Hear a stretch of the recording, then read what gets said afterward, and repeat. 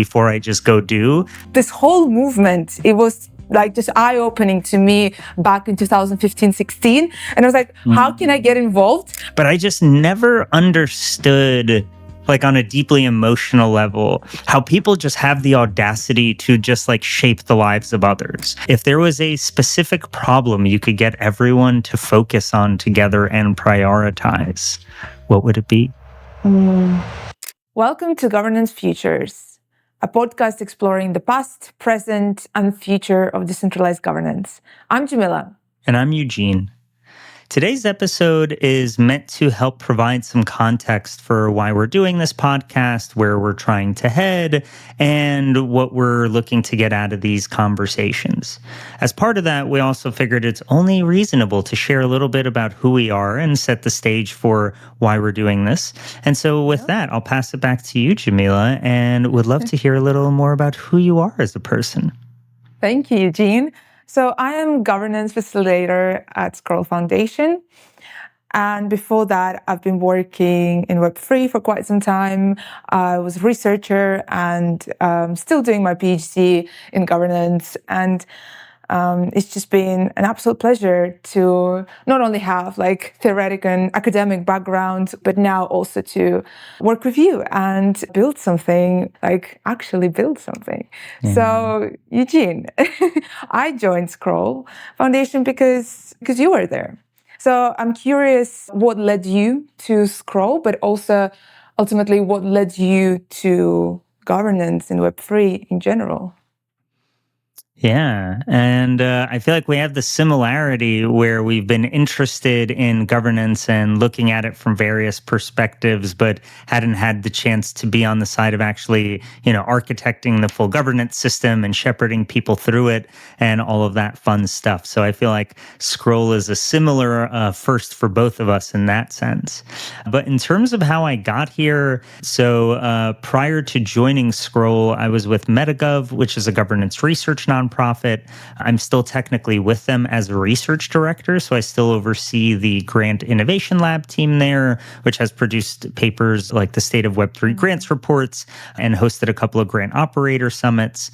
But when I was there full-time, I was the executive director and just generally working on, trying to make a governance research nonprofit sustainable.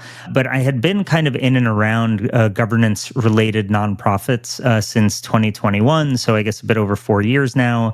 And yeah, have just been very excited about at least the theory around governance. And I think from the first DAOs, pretty much immediately, there were versions of like, this isn't going well, or this is broken for X, Y, and Z reasons. And I guess I've always been more of a, let me stop and think and read before I just go do. And so that's kind of, despite getting into the space arguably back in 2016 when working on a DAO project to make crowdfunding more transparent and accountable, I did, went to academia first and then the nonprofit. So a very long and circuitous route to getting to actually working on governance. But yeah, as I've gotten older, I've realized a lot of my random interests, from psychology to illicit markets to all kinds of other things, all kind of center around how humans collaborate and coordinate. And so, yeah, it's just been really exciting getting to come here and getting to kind of plan the initial DAO activities and how we're organizing and where we're trying to head. And I'm very happy that you both saw the ad to come join us and decided to come join us because, it's been a lot of fun getting to geek out on a lot of the governance details with you. And I'd be interested from, your vantage point when you're thinking about why you're getting excited, what is it about the general exercise of what we're doing in terms of getting a DAO started and this initial experience? What in all of that spoke to you where you were like, that's the thing I need to go be doing right now? Oh my God. It's actually, your question is it's very similar. Like, I struggle to explain to my parents what I do. And I genuinely struggle to, like, and they see me excited, they see me happy, they see me busy, they see me travel to different conferences, but they're like, okay, but what are you doing exactly? Yeah. But I also feel like I had different interests and I was just kind of like all over the place. I had spent a little time doing like just purely legal work. I've done research, but I've always been interested in people, in how they communicate. In my PhD, where I focus on dispute resolution, I'm just interested how people interact with each other, I guess, and self-organize. And I'm very much inspired by, for example, Eleanor Ostrom's work and her bottom-up a concept of governance. And I feel like even before, like long before, where I actually fully consciously realized, oh my God, this is something I want to do full time. I feel like I was inspired by just this notion of, oh my God, people can just like self-organize, create a DAO and just, do what they want. But also this whole movement, it was like just eye-opening to me back in 2015, 16. And I was like, how can I get involved? I have zero technical background. Yeah. Unfortunately, I'm not a coder, but I was like, I'm so curious. There must be something like probably there has to be a place for people who understand very little about technical aspects of that, but really happy to facilitate, coordinate. Actually, I saw you posting on MetaGov channel that you're looking for someone. And I was like, oh my God, that is so interesting. And I've checked Scroll and I saw the governance philosophy. And I was like, oh my God, this is something that I can relate to. This sounds very interesting. I haven't like heard much about Scroll. I've heard of it, but I actually didn't check the community before. And I saw that the governance was just getting, formed. And I was like, oh my God, let me actually take a closer look. And I feel like we had a call and you explained to me a little bit better. And I was like, wow, that actually seems something that I felt like I was missing because I was more on the theoretical side. And that is an exciting thing to do. But I also felt like I wanted to be involved maybe with a particular community and see the actual results of, some of the experimentation, of some of the work that we're doing actually like long term. Not just come, observe and leave, but also like come, co-create something and maybe see this something hopefully turn into something exciting. But I can relate very much to having so many different like experiences, and somehow it all ties down to governance. It seems to be the thing that I do enjoy the most. Yeah. And I can really empathize with what you were saying on the no clue how to explain it to your parents. No one in my family has any clue in the slightest of what it is that I actually do. They all just appreciate that I seem to be enjoying it and having fun with what I'm doing. But yeah, it's its own kind of challenge now in thinking, and like forget about parents' generation because just like that's a big enough bridge. But that also just makes me wonder of how do you explain, or have you found a mechanism for explaining like a governance team in a foundation? Yeah. And in a way to a non-Web3 person where they're like, nothing that you just said makes sense. Actually, I found that people tend to, when I try to explain what I do, they actually ask, oh, so you're an HR. Or like, oh, so you're a project manager.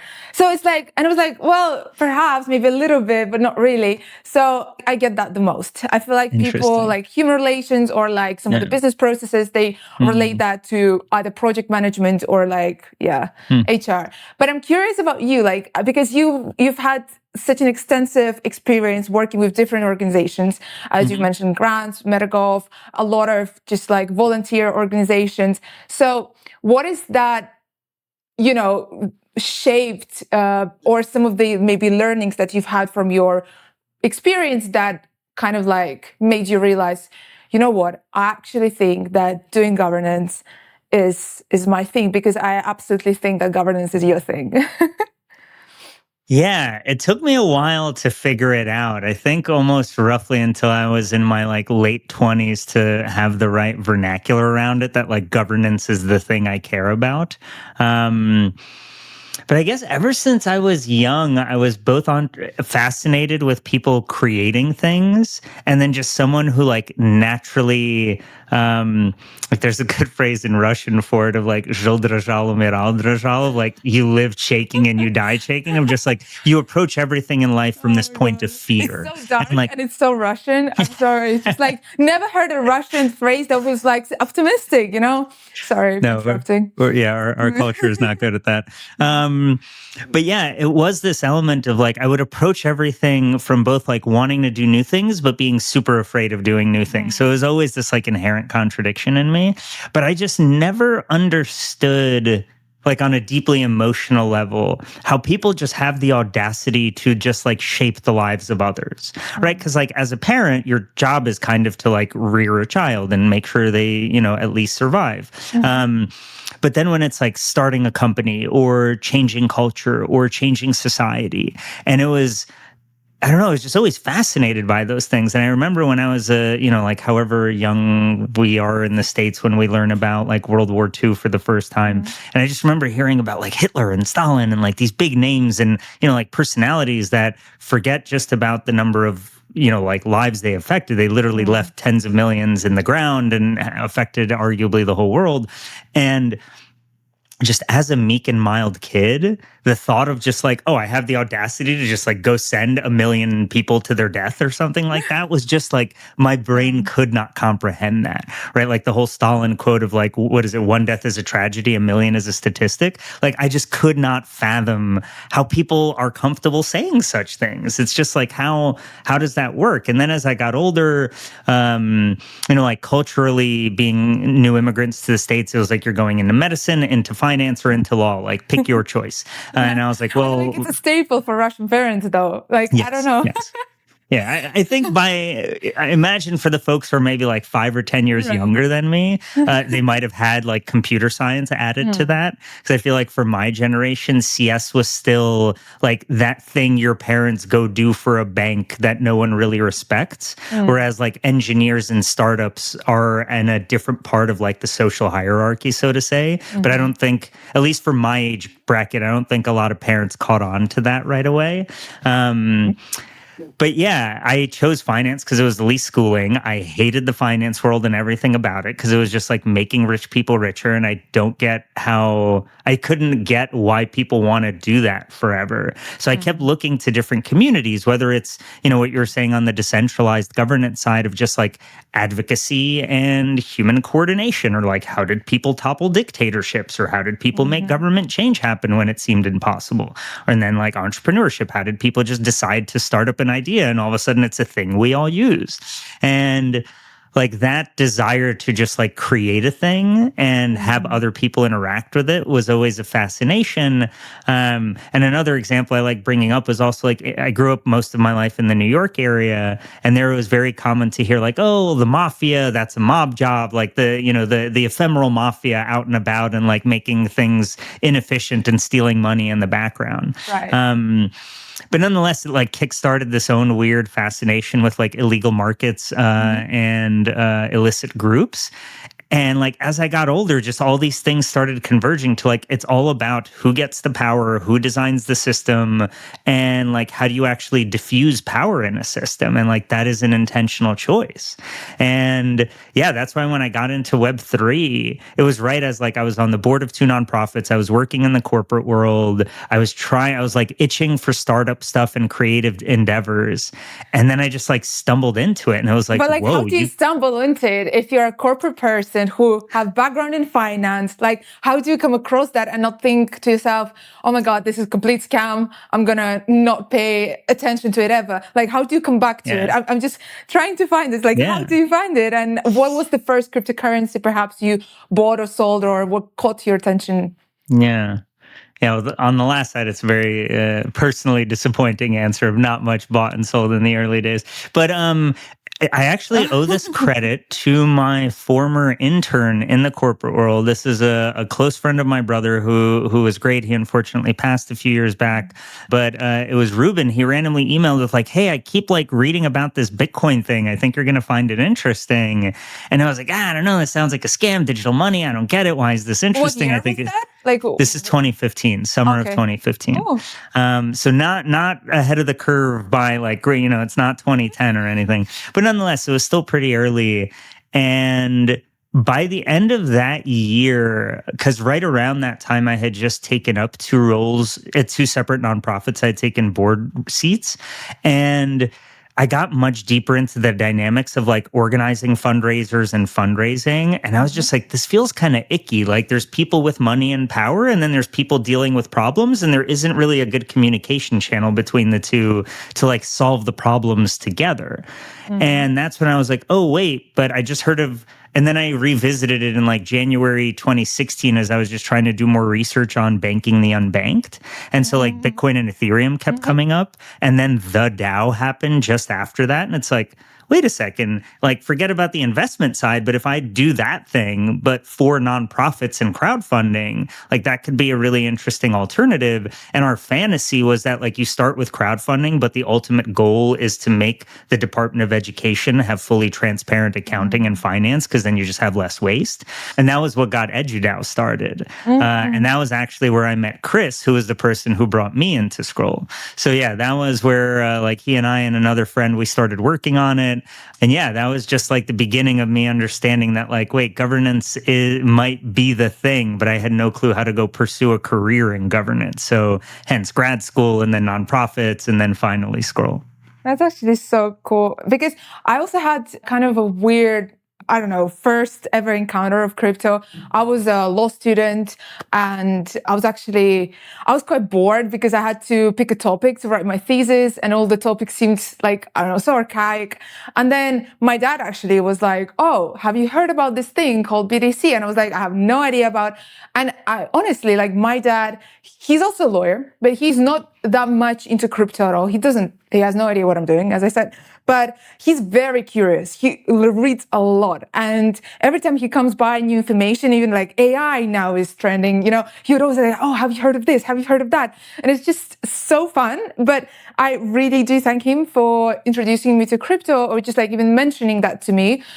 And then it all started from there. And similarly, like organize a blockchain club within university. And then I proposed this idea. Oh my God, because there is a problem with fake diplomas. And Mm-hmm. I feel like in every country, there Yeah. probably are some people who are faking it and licenses and whatnot.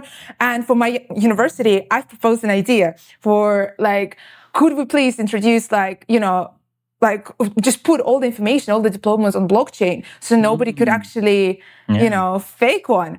And then the response that I got from the management of whatever innovation team at uni was that, oh my God, you're not going to be liked at all. You're going to be actually very much hated. And I was like, but why? Interesting. I'm trying to create transparency. I'm trying to kind of help to, Yeah. so we can uphold the reputation of our like university. The idea, yeah, wasn't very much supported. What But year was this? that was 2016, I think, somewhere Okay. around that Yeah. time. And then there was whole like boom of different legislation. And I mean, I don't know. I remember some of the people were, mining was very big back then. People were Mm. selling farms or farming equipment. And it was such a crazy era. And everything was very, very new. Ethereum was just starting to get some traction. Yeah. So I think back sometimes and I'm like, oh my God. And now I get to do that full time and I'm exceptionally happy. But I have just one small question that I wanted to Mm. ask you. It feels like we had different reasons why we were drawn into the space. Mm-hmm. And very similarly, we were fascinated by this idea that people can self-organize and they can make decisions for themselves and not rely on some authority or someone else is taking that decision-making power from them.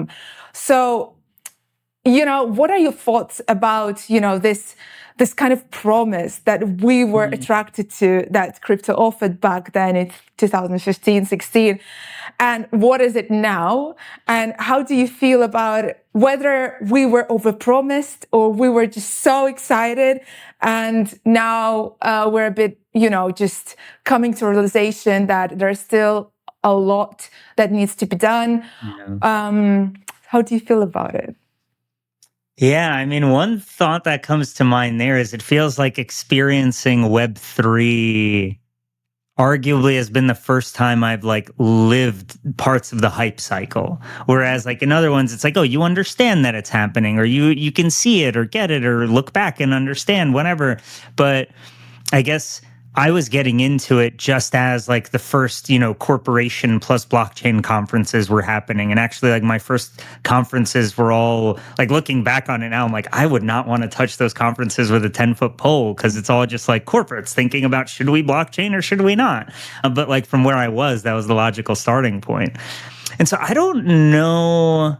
I think it can be very easy to say that we were overpromised and underdelivered, but I guess another way of taking that would be at least what got me excited feels like one of the least spoken about and thorniest parts about the problem of human coordination, which for me is just like, how do you get the individual level changes needed in a person for them to want to act differently in a collective context?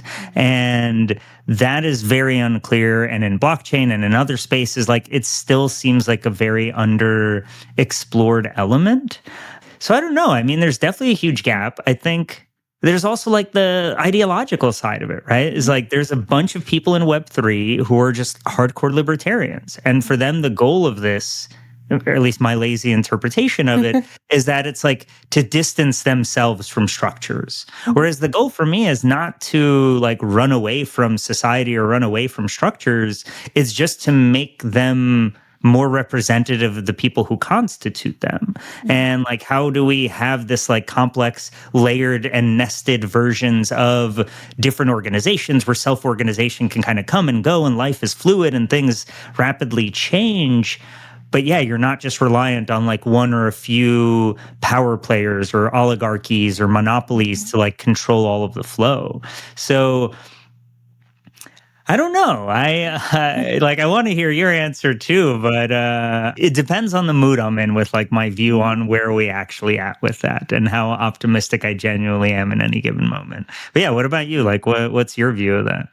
I don't know. I also feels like it is important that in 2016 I was just like finishing university and I was around 21, Mhm. 22. So I feel like now I'm a bit of a different version of myself and different life experiences. So I feel like I was initially drawn to this idea, and also I grew up in Russia. The first 25 years of my life I lived there. And I love my hometown, which is Kazan. I love it. The best place on earth.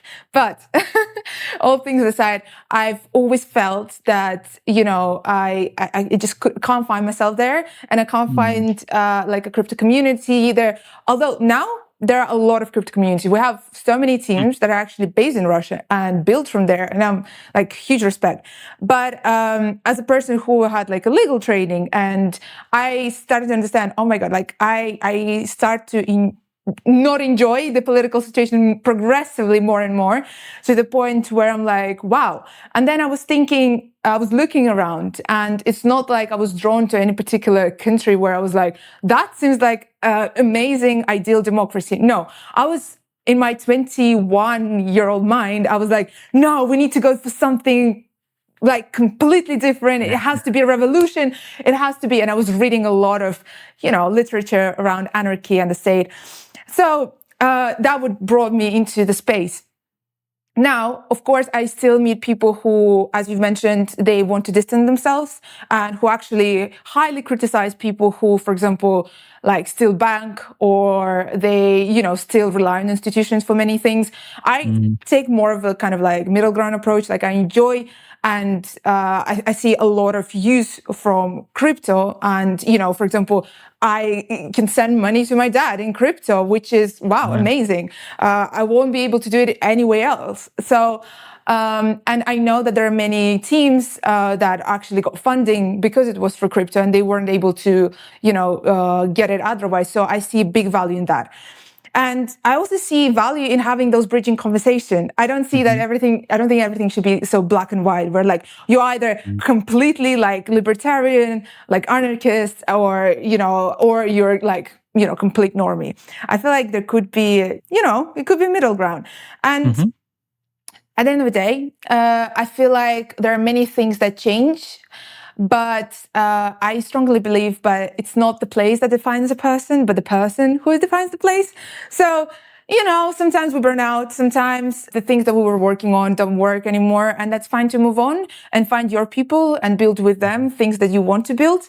And hopefully this podcast is, like another attempt to perhaps, talk about governance, things that we both enjoy. And hopefully it will also be kind of like a project where we both enjoy personally as a passion project, but also something that will be hopefully useful and hopefully something that we can learn a lot. I do have a set of questions for you very quickly. So, for listeners, we introduced this structure in our podcast where we would talk to a guest and then we would have a little block of like quiz where we just basically ask a question and ask the guest to only answer it with one word. And then we have our signature one sentence, which is what is the future of governance? And we ask the guest to provide one worded answer. So I didn't tell Eugene, I didn't disclose Eugene what the questions will be. So we'll see. And hopefully none of them would be edited out. Okay. So Eugene, one word answer. Let's do it. Let's start with something mild. What drives you forward in governance? One word. Humans. If you could fix one governance flaw, what would it be? Incentives. What's the biggest value guiding your work? Love. What's the one thing you fear most in this space, in Web3? Recreation. Okay. And what emotion best describes how you feel about governance in Web3? What emotion best describes? I do think I would have to come back to optimism. And the signature one, what is the future of governance? People. Nice. I feel like I'm cheating and using humans and people in separate answers, but especially we'll see how they build throughout the season, but I'm interested to hear how the variance will be on that question across all our guests. Definitely. I mean, I wish for us going forward as we launch this. Yeah, for sure. And I will also want to ask you some quiz questions as well. But I am very excited to see the ideas that we come across here, right? Ultimately, we're doing this from a somewhat selfish perspective of we want to learn more and we want to find time to read a lot and talk to a bunch of people. And by making a public commitment to release something on a weekly basis is a great way to prioritize that. And yeah, we're really excited to kind of see what ideas come up. And I think we're, at least from my perspective, like just exploring the most amazing ideas would still slightly fall short of aspirations. I think, at least from my view, the aspiration is explore as many ideas as possible and try to articulate clear experimentation and research to do to keep advancing them. So to try to have that bend towards action that we do, whether we trial something internally, whether we just learn about what someone else is trialing, just making sure that these conversations don't stop where we hit end, but we realize that like, hey, we should go talk to the governance lead over there or to that researcher over there or that product team over there and try to connect the dots and just generally drive it forward. And I guess before, getting to the quiz, I guess, is there anything on your side that you're most hopeful and excited about with, whether it's a couple months from now or a year from now, like what's going to make you feel like this was a success? I really am coming with open mind and I'm really willing to learn. And also, as you said, whilst we're trying to figure out what is the future of governance, I feel like human element is so important. And despite all of the great things that AI brings, I feel like we should be human-centric and focus on humans first and see how perhaps AI changes, some of the things. So I hope that this series will be something new, something interesting. And also, I'm very curious to hear back from other people who are actively involved in governance. Awesome. And I think that is a perfect segue then for our closing segment and me asking you a couple of quiz questions as well. Now you get to be in the hot seat instead of just asking them. But first one that I wanted to start with is a bit looking back. In one word, how would you describe your experience with DAOs? Much harder than I thought. Volatile. How do you think about where the intersection, or basically, how do you think about the future of law in digital communities? How do I just frame it in one word? um, That's our challenge, right? Keep asking harder and harder questions to answer with one word.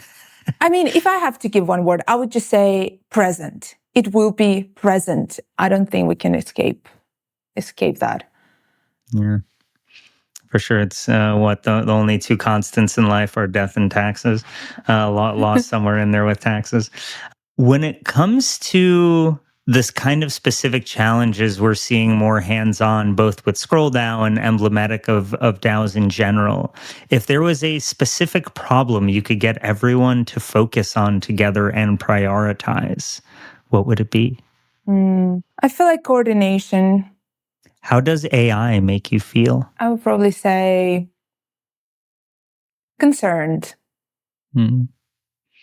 And then last and certainly not least, what do you see as the future of governance in one word? I see it being bright. I do believe that, there's just so many people in the space that are just doing great things. And I ultimately believe that the future is positive and that it is bright. I hope that you are right. And yeah, we will do our best for this podcast to be our own little contribution to some brightness, or I guess dialing the light a little up and not down, so to say. But yeah, I really appreciate having this conversation, Jamila. This has been Likewise. a lot of fun. I guess any final thoughts or words before we try doing a more official sign off? No. Thank you for the questions. And yeah, we could continue for hours, but we have to stop somewhere. So, well, thank you so much. And thank you to everyone for listening. This has been an About Us episode of Governance Futures. We already will have another episode now when you're hearing this. So please go check out our conversation with Eric Alston. This podcast has been produced by the governance team at Scroll Foundation, which includes myself, Eugene Leventhal, and Jamilya Kamalova. And it was edited by Hridesh Sapkota. Music has been gotten from Blue Dot Sessions. Any images that we use are from Shutterstock. And we just appreciate everyone who's taken the time to listen to these first introductory episodes. Please subscribe if you are interested, wherever you listen to podcasts or on YouTube. Leave us a review. They do actually help for discoverability. And you're always welcome to reach out to us if you ever want to geek out on governance. Stay tuned till next week.